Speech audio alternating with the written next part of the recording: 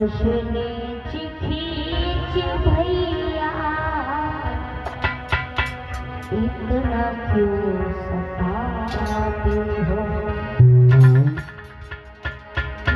बिना तुम्हारी हो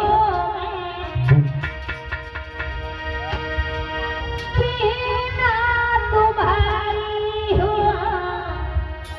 इतना क्यों बुलाते हो। से खींच भैया इतना क्यों सताते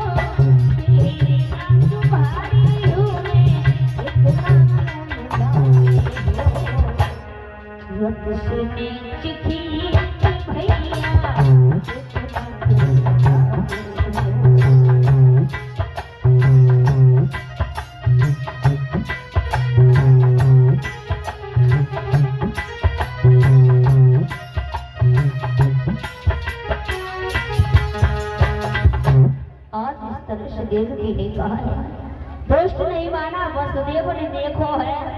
वसुदेव कहने लगे आप तो बहुत बड़े राजा महाराजा हो कुल